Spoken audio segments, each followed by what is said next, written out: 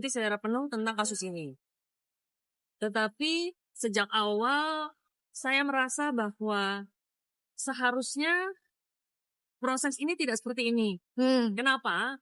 Karena ada praktek-praktek yang sebenarnya membahayakan atau melanggar Undang-Undang Perlindungan Anak. Ya dalam hal ini anaknya baik kalau belum dilahirkan atau sudah dilahirkan gitu ya, tapi itu kan sudah hidup, itu sebenarnya udah warga negara. Ya, apalagi terus kalau sekarang sudah berusia let's say 4 tahun gitu. Ya kan? Walaupun dia 4 tahun, tapi dia juga warga negara Indonesia yang harus kita lindungi. Dan kalau dilihat berapa banyak pelanggaran Undang-Undang Perlindungan Anak yang disebabkan karena kejadian ini, kan? Ini juga merupakan suatu fenomena yang sebenarnya dari awal harus di-stop gitu ya. Karena sekali lagi kita ada undang-undang bahwa boleh saja seseorang mengejar hak, mencoba untuk membuka rahasia, mencari keadilan.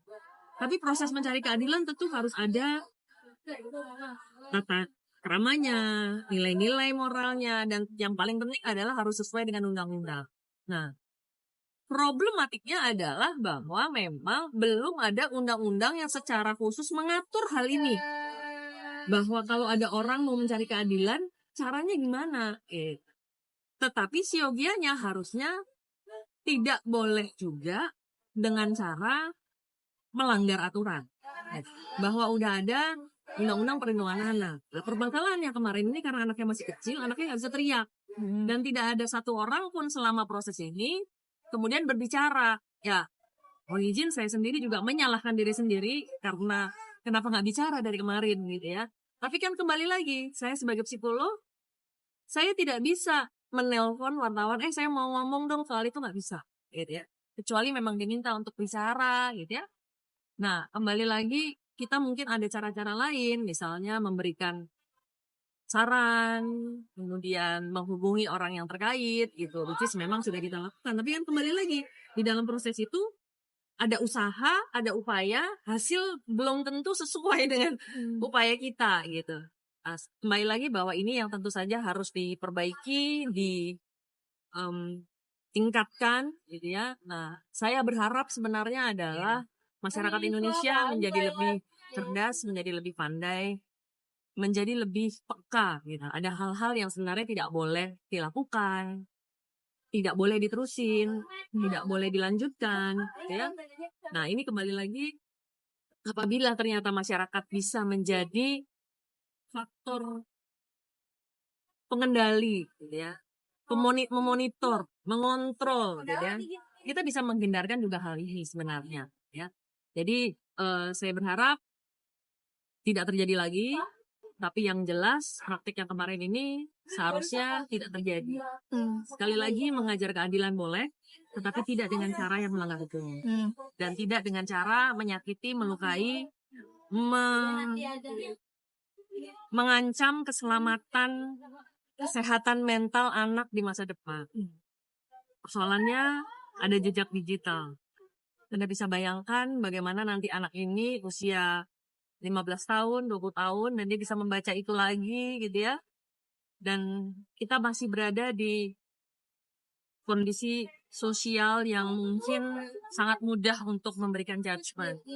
Untuk anak-anak yang dilahirkan di luar nikah, dengan hubungan yang mungkin tidak sah. Ini kan tentu akan menyakiti gitu ya.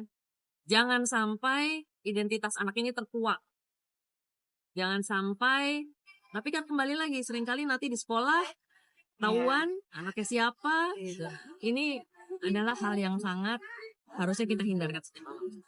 Mbak, fenomena apa sih Mbak? Artinya nih bermunculan fenomena orang ketiga.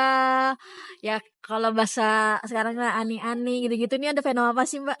Kalau yang Mbak lihat nih bermunculan fenomena satu muncul, ada lagi fenomena orang ketiga gitu Mbak.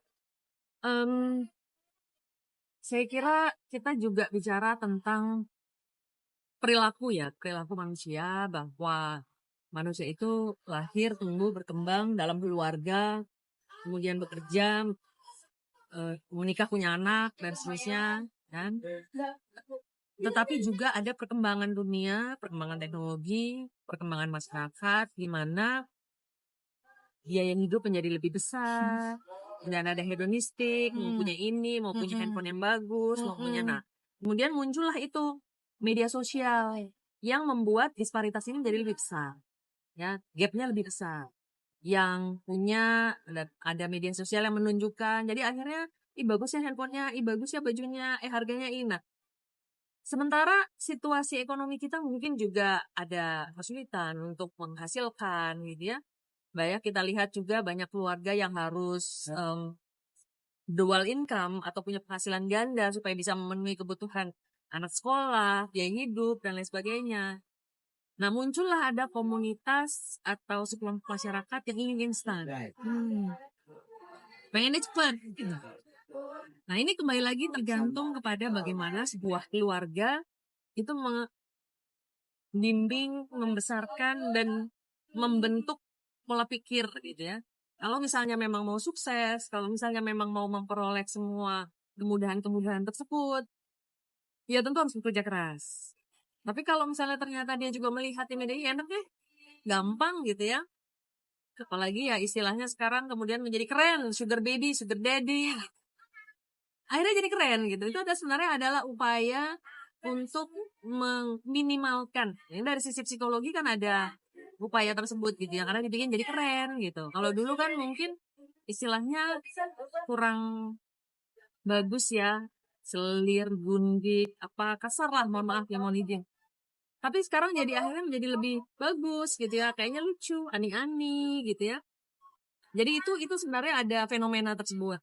Tapi kembali lagi bahwa di dalam sebuah keluarga ternyata ada masalah kesetiaan, masalah perselingkuhan itu menjadi sesuatu yang biasa, seolah-olah buat laki-laki itu wajar punya.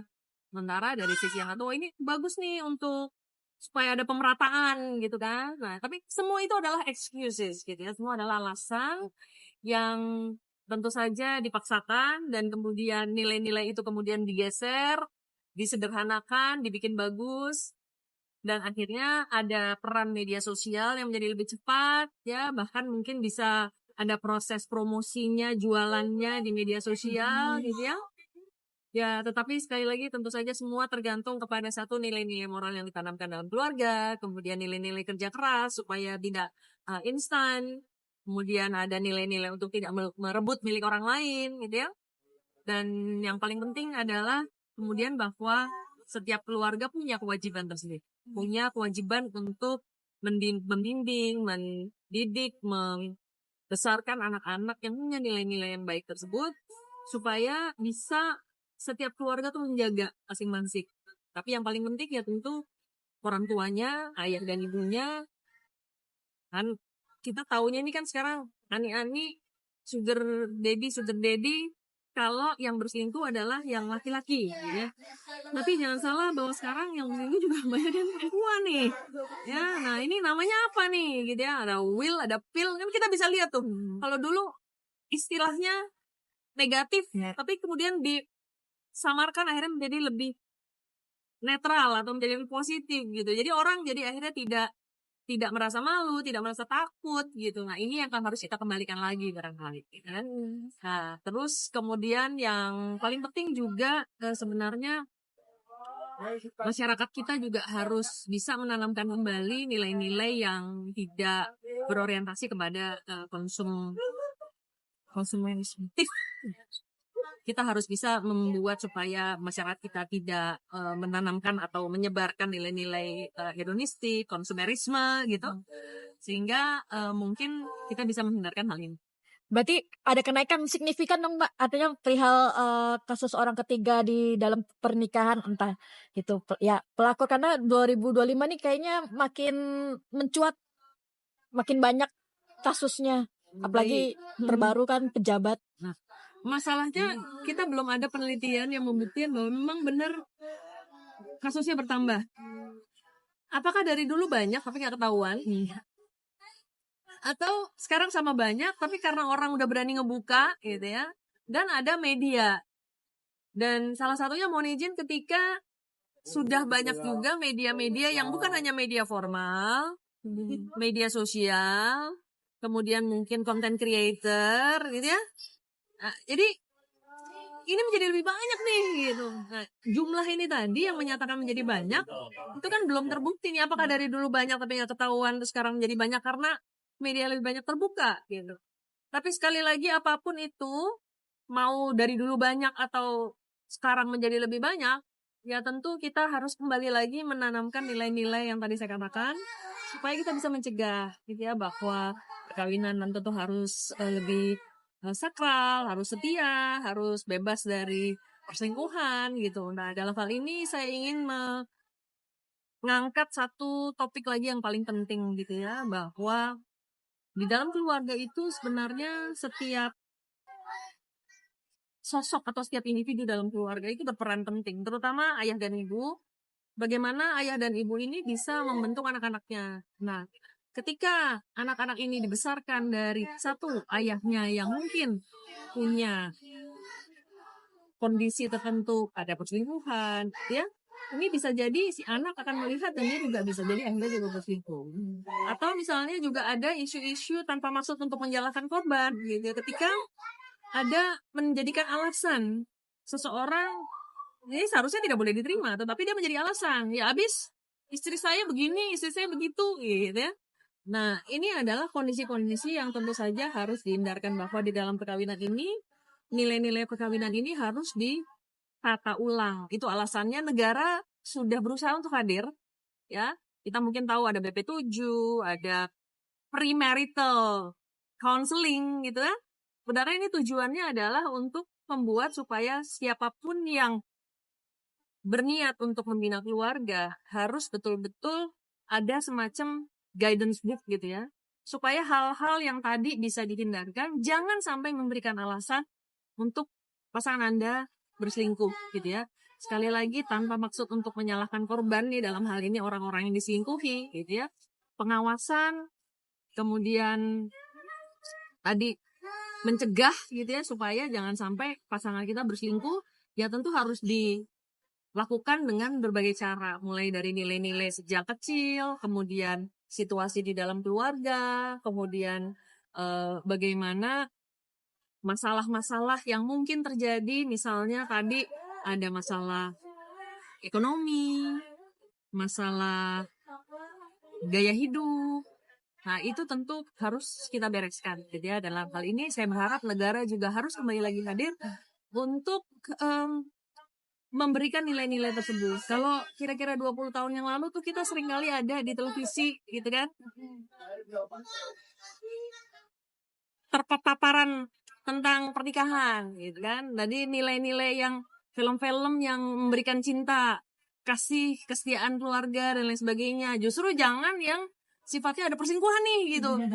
Atau keributan nih, konflik nih yang memberikan alasan gitu. Jadi kita perlu gitu. Salah satu contohnya mungkin saya bisa berikan misalnya kalau di film-film yang ada nih, mau film barat, mau film Korea, mau film apapun terserah gitu ya. Dari setiap film itu pasti ada nilai moralnya gitu kan. Jadi jangan hanya membuat film-film yang sifatnya menjadi pencetus ide gitu ya. Tetapi yuk kita juga harus bikin film-film atau juga disebarkan nilai-nilai tersebut yang sifatnya adalah menenangkan, membangun keharmonisan gitu ya. Karena apa yang kita tonton, apa yang kita dengar, apa yang kita baca tentu akan mempengaruhi perilaku kita.